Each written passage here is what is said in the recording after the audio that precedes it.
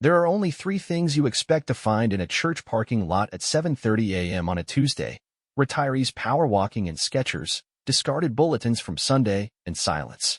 So imagine my confusion when I pulled into the gravel lot to drop off a misplaced set of volunteer sign-up sheets, only to see my wife's car, steaming gently in the spring chill like it had just been parked. Now, let me set the record straight. She was supposed to be at a women's devotional breakfast across town, sipping coffee and praying for the souls of adulterers. Funny how God works, because her car was definitely praying for mercy from the hard slam of the brakes I laid down. The thing is, I didn't blow up. I didn't storm into the sanctuary. I just parked, rolled down my window, and watched calm as a sniper. The church was empty except for the flicker of lights inside the Sunday school building, the one they only opened for weekend kids' classes or special events. And special it was.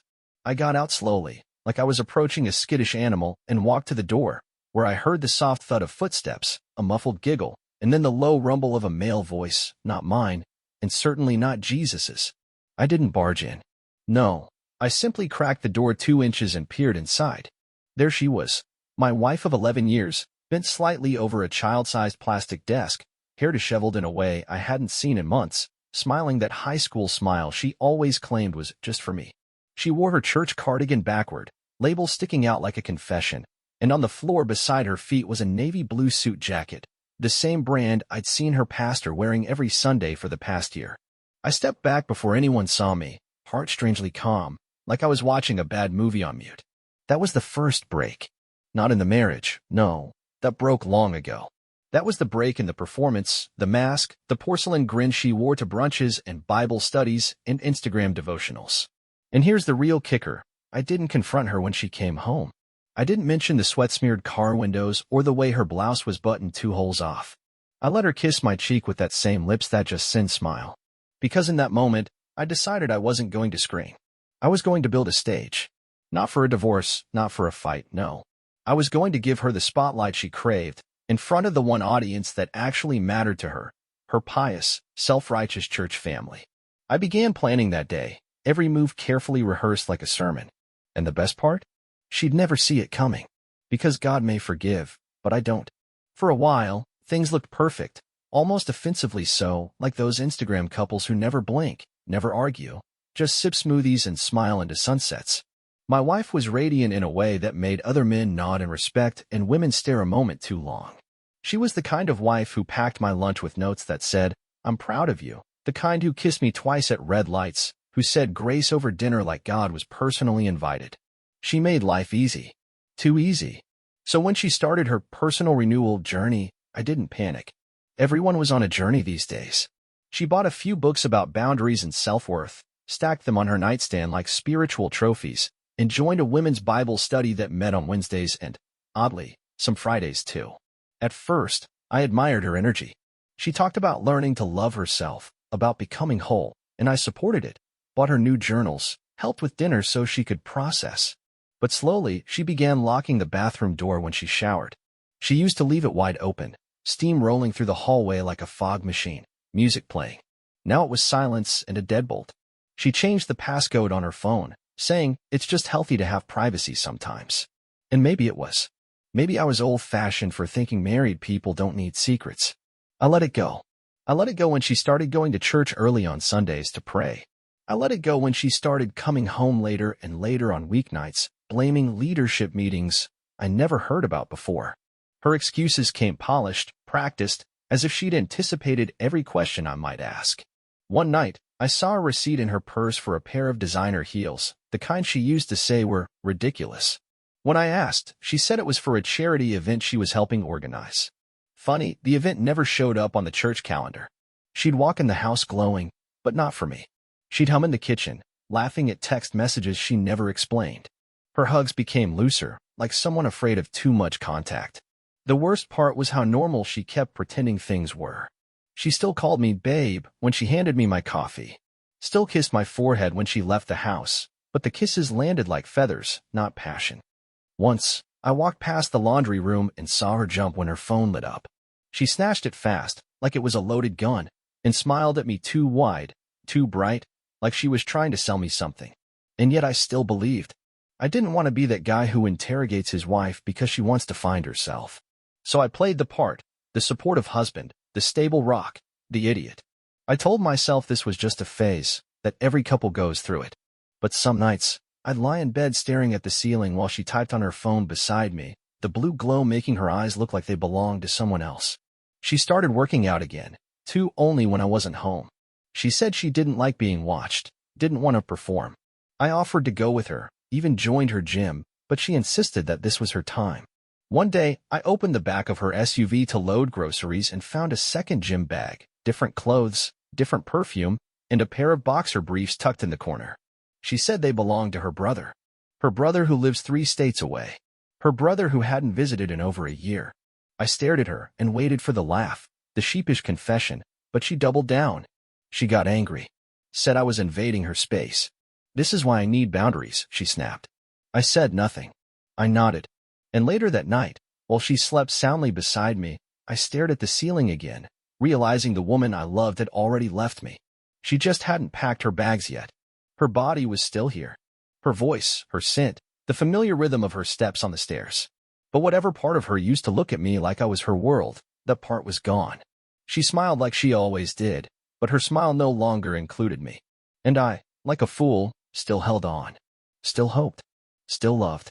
Until that Tuesday morning at the church parking lot, when everything clicked and the lie unraveled. It was the birthday card that did it. Not a lipstick stain on a collar, not a moan through a crack in a door. No, it was a goddamn birthday card. I found it on a random Tuesday evening, one of those unremarkable nights when everything feels normal enough to be dangerous. She was in the shower, humming something light and careless, while I looked for a charger in her nightstand. I wasn't even snooping, not really, I just needed a cable. But when I pulled open the drawer, there it was, tucked beneath a stack of unread devotionals and a lavender-scented sleep mask, a blue envelope, thick and weighty like it held more than paper. I opened it without hesitation, not because I suspected anything, but because we'd always shared everything, or so I thought. The handwriting wasn't hers. It was jagged, rushed, written by someone either young or nervous. To the woman who saved me from a life of pretending, it began. I remember that line exactly because it kicked me in the ribs so cleanly I stopped breathing. I kept reading. You make me feel seen. Every Tuesday morning with you is like finding water in a desert. I don't care who knows anymore. I love you completely. There was no name, no signature, just a small, red heart drawn in the bottom right corner. The kind of heart high schoolers doodle in the margins of love notes. I sat down slowly on the edge of the bed, holding the card like it was a confession scrawled in blood.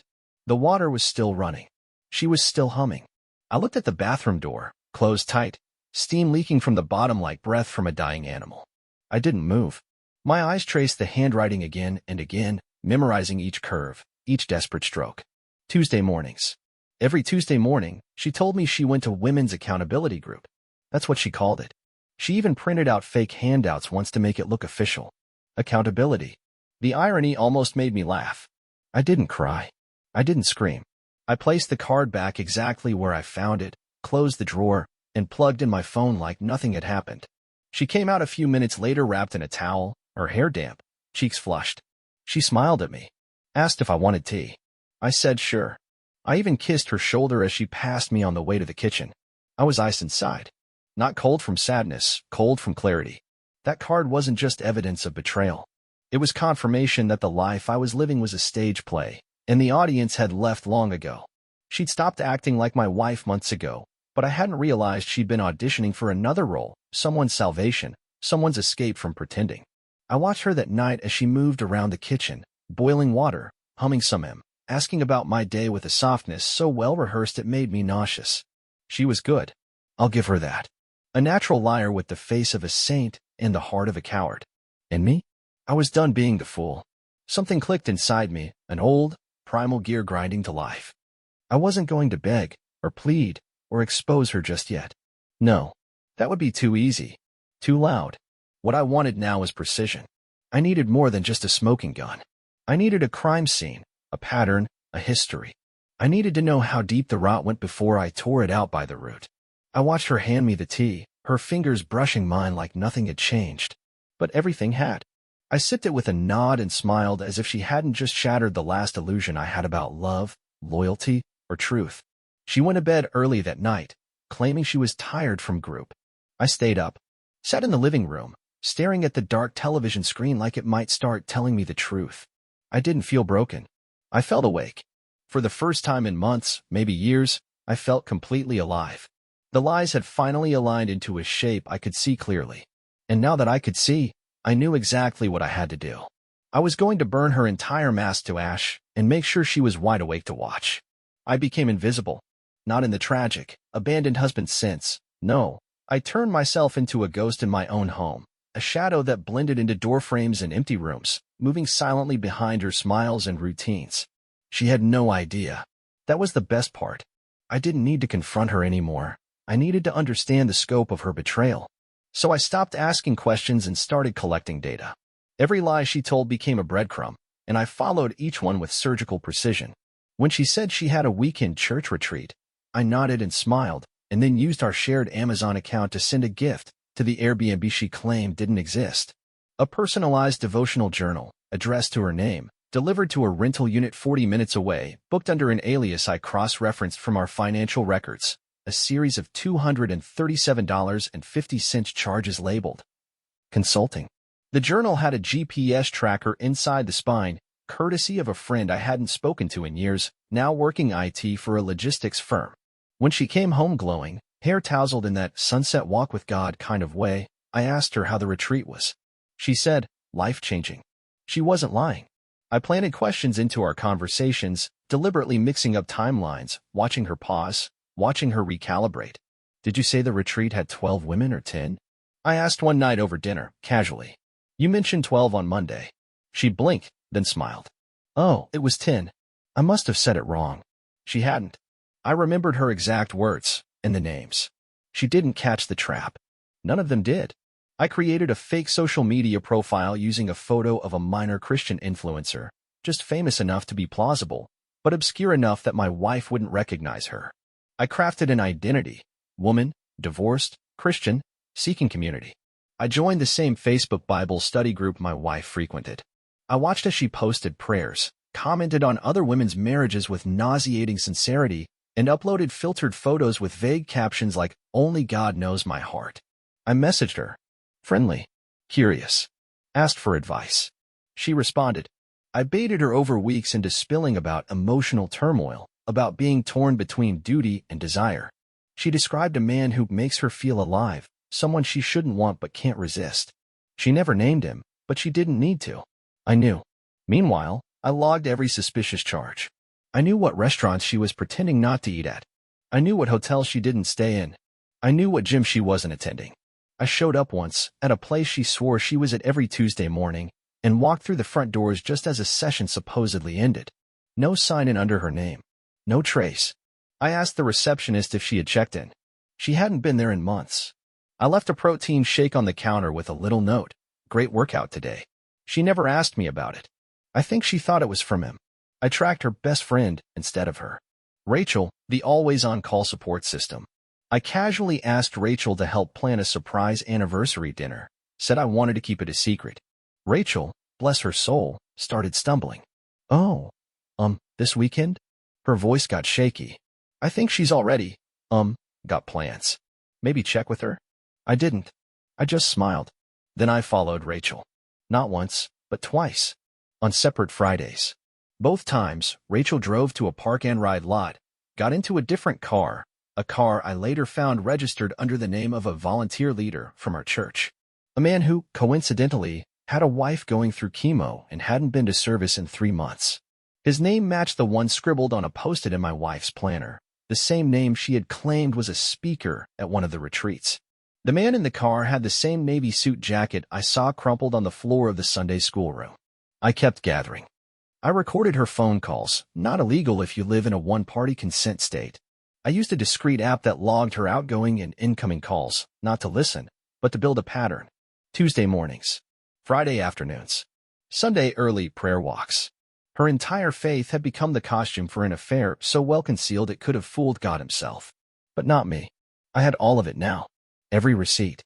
Every message. Every lie. I moved like smoke around her, letting her think she was still the righteous one, still fooling me with her sermons and her soft smiles. She didn't know that every move she made had been mapped, logged, and studied. She thought she was in control. That was the beauty of it. The woman who once preached about divine transparency was now tangled in a web of her own contradictions, and I was holding the blueprint. Soon, very soon, I would pull the string that unraveled it all. But for now, I watched. I listened. I played dumb. And she kept walking deeper into the trap I built with nothing but silence and patience. It was a church fundraiser, of all places, a packed banquet hall filled with floral centerpieces, potluck casseroles, and smiling liars. The theme was restoring the family, which made the irony so rich I could almost taste it. I wore my suit, polished shoes, the husband mask fastened tight. She was glowing beside me, laughing just a little too loud, placing her hand on my chest in front of her friends like I was some prized possession she hadn't thrown into the gutter every Tuesday morning. Everyone was there. Friends, deacons, pastors, even Rachel, her enabler, sipping punch like holy water. The projector screen in the corner had been showing family photos all evening, donations, church trips, smiling couples, until the moment I'd scheduled kicked in. Without a word, I slipped the flash drive into the back of the AV laptop while everyone was distracted by prayer. It took 20 seconds for the slideshow to shift. At first, no one noticed the change. The first image appeared subtle, just a parking lot outside an Airbnb, time-stamped. Then came the next, her holding hands with someone who was not me, exiting that same door she said she had prayed behind. The room didn't gasp. Not yet. But murmurs began.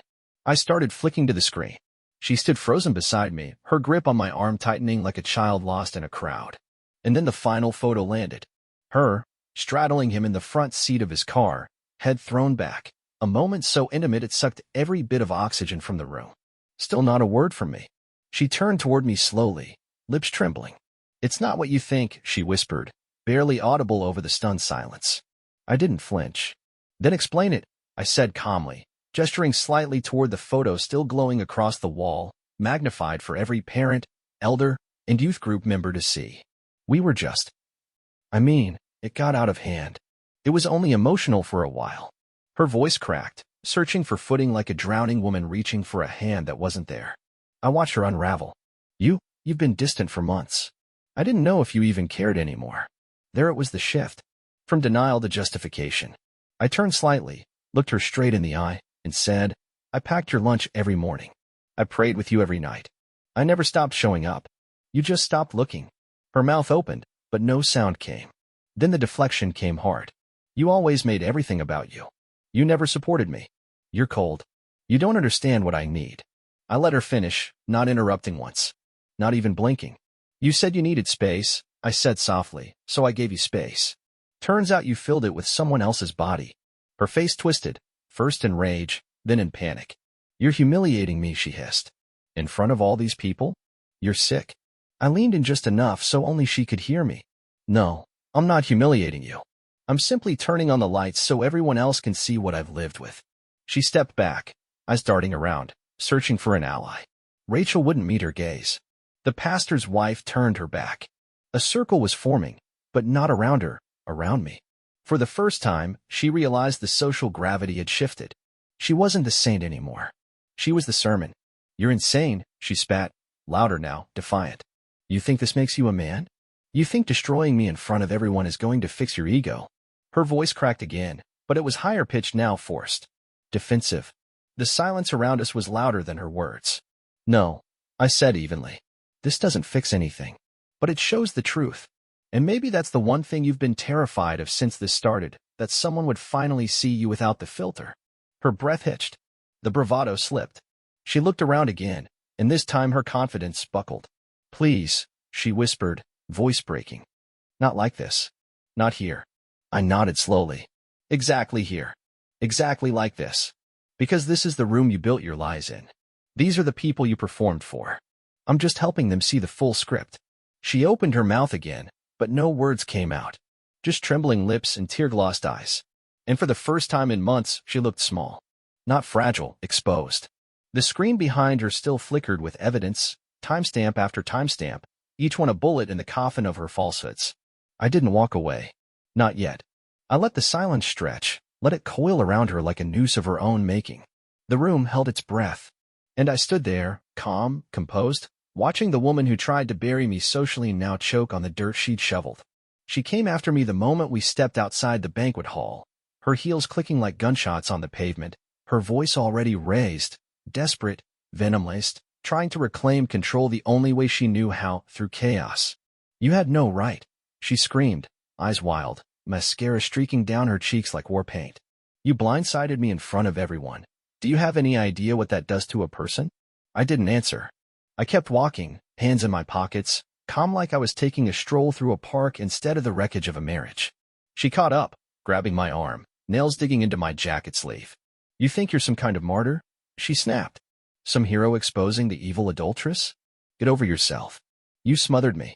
You bored me. You made me feel like I was drowning every single day." I looked at her, finally, with the same expression you give a stranger who just said something insane on the subway. "Then why did you keep pretending to love me?" I asked, voice low, cold. She blinked. Her mouth opened, but nothing came out for a second. Then she recoiled and sneered. "You wouldn't understand. You never did. You're incapable of understanding emotion. That's why this happened. You made me feel invisible." I tilted my head slightly. "No. I made you feel seen. You just hated your own reflection." That hit something. I saw it. She took a shaky breath, then narrowed her eyes. "You always do this. You twist things. You manipulate the narrative so everyone thinks you're the saint. You couldn't handle a strong woman." I smiled then, not out of joy, out of sheer, clinical recognition of the playbook she was running. A strong woman doesn't need to lie. Doesn't need to another man in a Sunday school room to feel powerful. Her face flushed deep red, whether from shame or rage, I couldn't tell anymore. "I made a mistake," she snapped, switching lanes, clutching her purse like it could shield her. "A mistake. People make them. But no, not you. You have to make a spectacle. You have to turn it into some performance so you can feel like a man again." I stepped closer, leaned in just enough so only she could hear. "You didn't make a mistake. You made a series of choices. Calculated once. Protected once. You just never thought you'd get caught." She flinched like I'd slapped her. "You cold bastard," she hissed. "This wouldn't have happened if you were a real man." I didn't even blink. "If I wasn't a real man, you'd still be lying to my face while I paid your bills and kissed you goodnight." That silence between us cracked like thunder, and she stepped back, breathing hard, like she was preparing for another round, but she was unraveling, coming undone at the seams. "You're just doing this so you can leave and feel righteous," she spat. "But guess what? Everyone will see who you really are when this is over. You're a controlling, emotionless, bitter." I held up a hand, and to my surprise, she actually stopped. "Don't confuse control with clarity," I said, voice calm as steel. "I'm not bitter. I'm not angry. I'm just done. And that scares the hell out of you because now you know you have nothing left to manipulate." Her mouth hung open, rage caught in her throat like a bone. "You think you've won," she whispered. "You think this is some kind of victory." I looked at her for a long, cold moment, the woman I once held every night, the woman who used to be my peace and had turned into my storm. "No," I said quietly. "Victory would be if I still cared enough to hurt." Her face crumpled, not in sadness, something worse. Helplessness. The realization that she had no more tools left, no more tricks, no more strings to pull. She was used to controlling the narrative, flipping the script, crying at just the right moment. But now I stood there, completely unshaken, and she couldn't stand it. "Say something else," she demanded, almost pleading. "Yell. Tell me off. Hit a wall. Do something." I didn't move. "Why?" I asked. "So you can play the victim? So you can pretend I'm the one who destroyed everything?" She stared at me, her entire face twitching with barely contained panic, and finally, I saw it, fear. Not of me, but of the mirror I'd just become. Of the image of herself I was forcing her to confront. The predator turned powerless. The liar exposed. And for the first time since this all began, I felt nothing but relief. Because now, finally, the silence was louder than all our noise. And in that silence, I was free. The night after the fundraiser, I didn't sleep. I executed. While she cried on the couch, calling her sister for emotional backup and Googling narcissistic abuse recovery, I was at my desk, mapping out the endgame like a general before war. The first step was containment. I changed every shared password, banking, insurance, streaming, even the damn thermostat. The house became mine again, inch by inch, as I took back control of what she thought would always be half hers. The second step was documentation. Every photo, message, call log, and location ping archived, labeled, and backed up across 3 drives, one in a fireproof safe, one at my brother's place, and one encrypted in the cloud. I printed the most damning ones and slid them into a sleek leather folder labeled filing in case she ever dared to challenge me in court. Then I contacted the lawyer quietly, privately, someone recommended by a colleague who'd survived a similar storm and come out with full custody and 80% of the assets. I didn't demand revenge in the legal paperwork. I asked for what was fair, but made sure fair was defined by reality, not her fantasy. I moved our joint funds into a new account under my name alone, leaving just enough in the shared one to make her think nothing had changed. I froze the credit cards, claimed the car titled in my name, and had the second vehicle, hers, towed to her parents' driveway with a post-it on the windshield, "Drive carefully." The utilities went next. Gas, internet, power transferred. Not shut off. I wasn't cruel, just surgical. She still lived there, for now, but the ground beneath her was dissolving, inch by inch, and she hadn't even noticed. Then I called her boss, not HR, not a complaint, just a concerned heads up. You should know one of your managers has been using sick leave for non-professional reasons. I have timestamps and locations if necessary. That was all I said. No threats, no accusations. Just facts. People forget how fragile professional reputations really are, especially when they're built on the same lies that propped up a marriage. I sent a short, clinical email to her parents, attaching 3 select screenshots, no commentary, no dramatic language, just a message that read, "I thought you deserved to see this before you heard it from someone else." I didn't include the worst of it, just enough to dissolve their illusions. Her father called me within an hour. He didn't yell. He just sighed like a man watching a house catch fire in slow motion. "I'm sorry, son," he said. I didn't know. I told him he wasn't the only one. Her friends were next. The ones who used to smile at me while texting her things like, "You deserve more than he can offer." I made a private group message and sent one video, her with the other man in a car, timestamped, clear as day. "Thought you might want the full story before choosing sides," I wrote. Half of them left the group within minutes. 2 responded, apologizing. One asked if I was okay. I didn't answer. This wasn't about sympathy. It was about clarity. I needed her alone, with no script, no echo chamber, no false sense of superiority. I needed her to feel exactly what I had felt, betrayal disguised as normalcy, disorientation cloaked in routine. And then came the final step. I scheduled a meeting with our pastor. Just him and me. I laid everything out, not emotionally, not angrily. I showed him the photos, the timeline, the video. I told him this wasn't a vendetta, it was a reckoning. That I didn't want to slander her, I wanted to end the performance. He nodded slowly, no judgment in his eyes. Just quiet resignation. "I'll handle it," he said. And I believed him. She had built a life on the illusion of goodness, on curated virtue and spiritual performance. I didn't need to destroy it with fire. I only needed to open the curtains and let the light in. She still thought she had time. She still smiled at herself in the mirror, thinking she could recover, spin the story, cry her way back into control. But she didn't know that everything she leaned on, money, social standing, emotional leverage, was already gone. Piece by piece, I had taken it back, not in anger, but in quiet, unrelenting logic. She would wake up one morning and realize she had nothing left but the truth. And when that moment came, I would be long gone, untouched, unharmed, and unshakably in control. It happened at the church's annual spring gala, the kind of event she used to orchestrate with messianic pride: flowers, volunteer rosters, handmade place cards, Bible verses scrawled in gold across recycled wood. This time, she wasn't on stage. She wasn't running the show.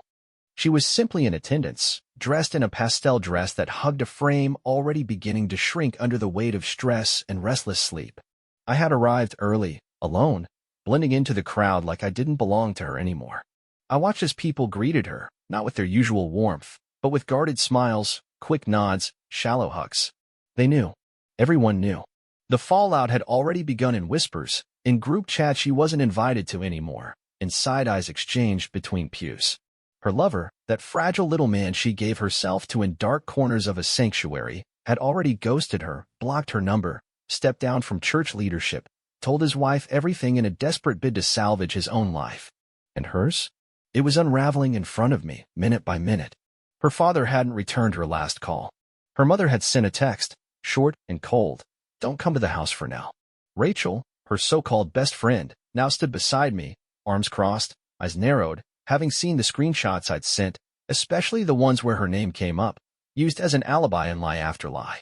She's a monster, Rachel had said when she read the texts aloud. She used me. And tonight, here we all were, gathered in the same room, watching the air thicken around her.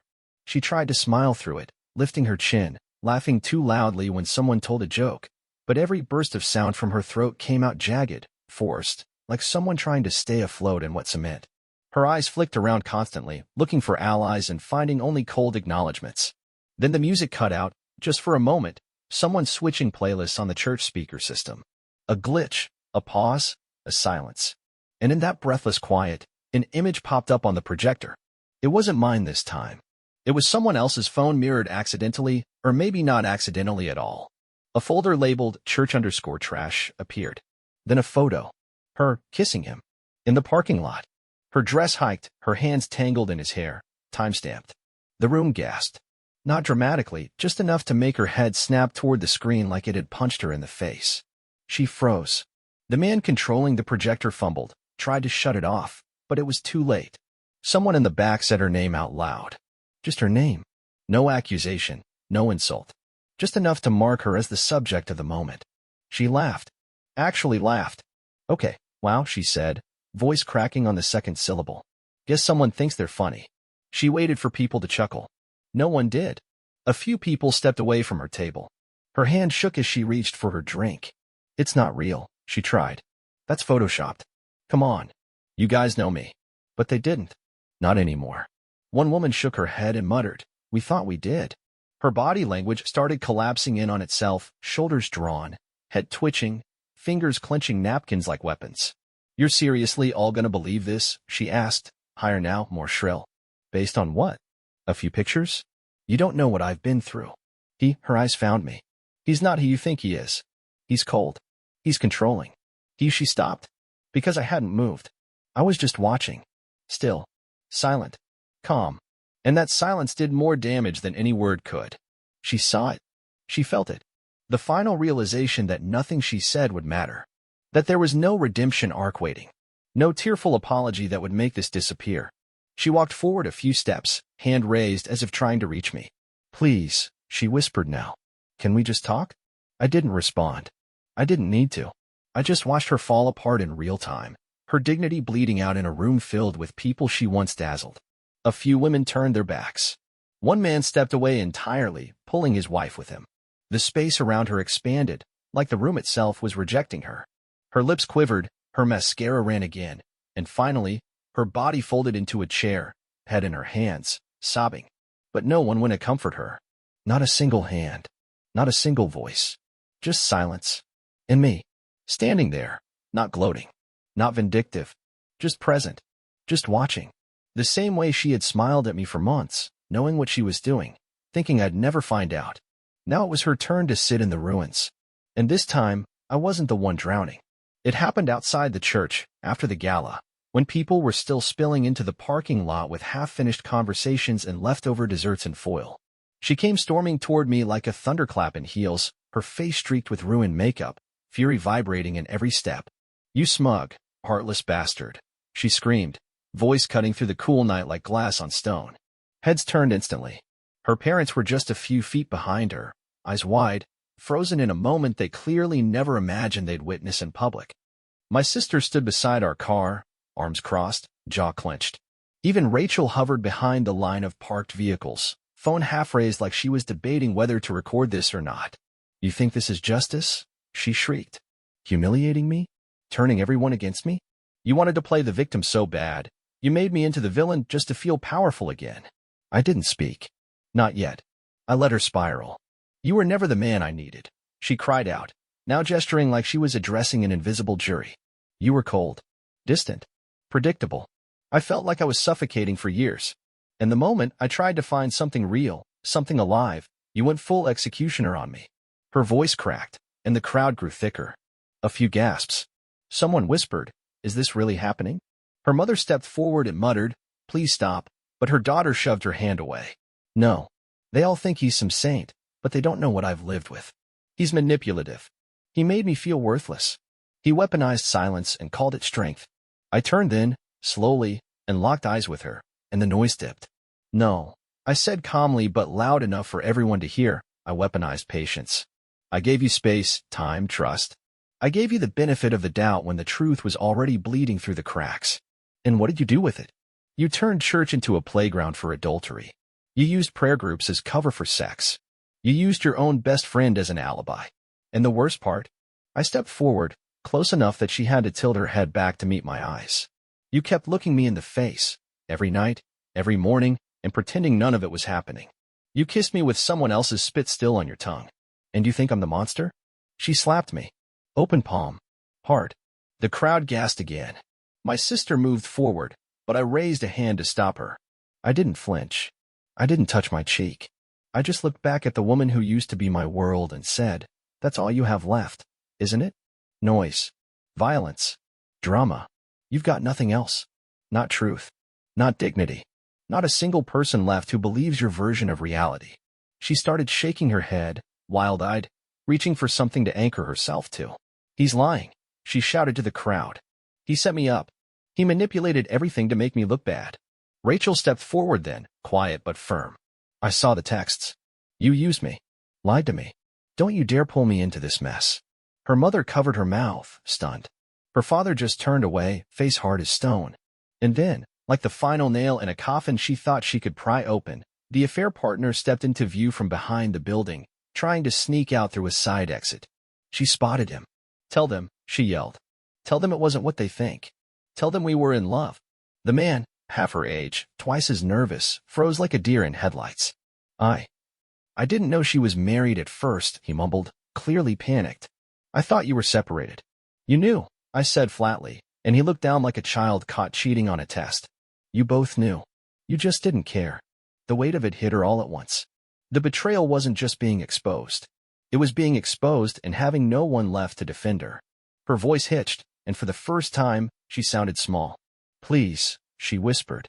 "We can fix this. We can still." "There is no we," I said sharply, stepping back. "There's only you. And everything you've destroyed." Her face collapsed in on itself, twisting with pain and disbelief as if she still hadn't accepted that the spotlight wasn't hers anymore. It was the witness stand. And the jury had already reached its verdict.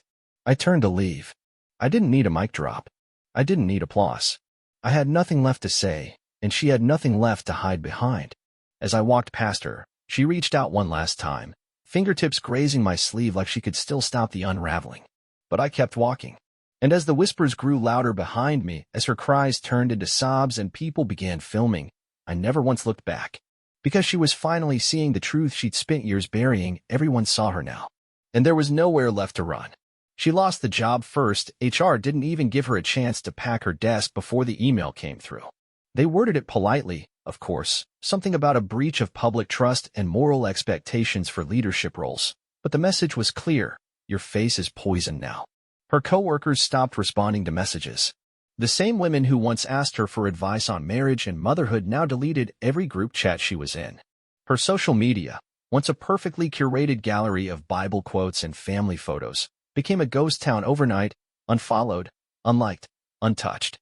Even the local women's ministry she helped start sent her a formal letter requesting she take a step back for personal reflection. Reflection. That's all she had left.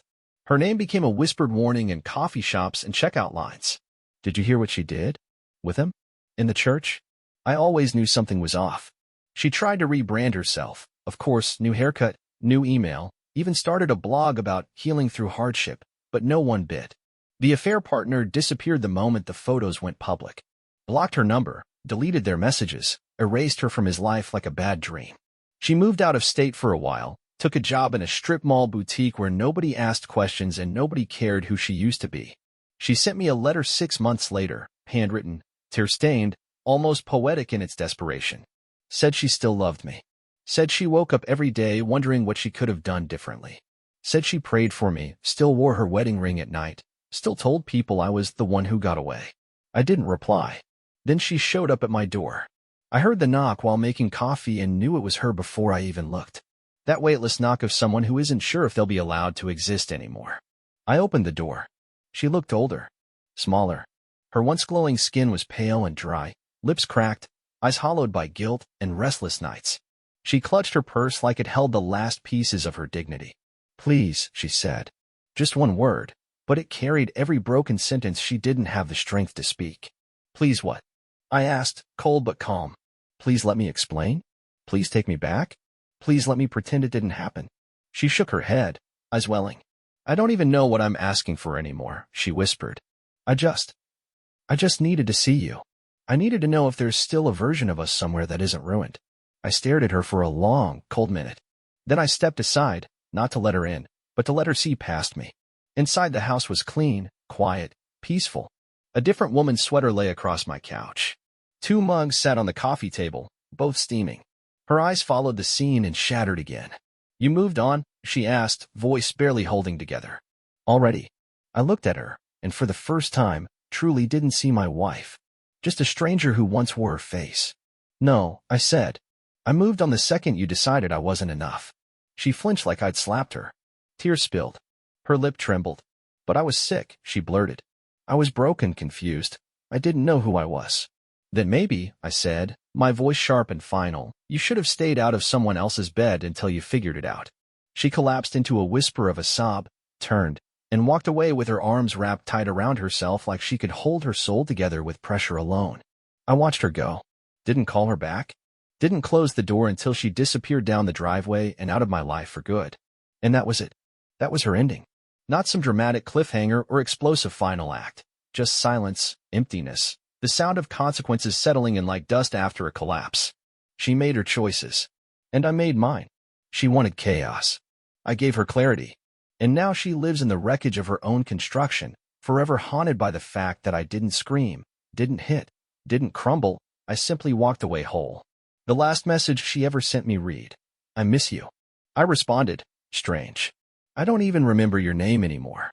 Thank you for listening to my story. Now I want to hear yours. Where are you listening from? And did it hit the way you hoped it would?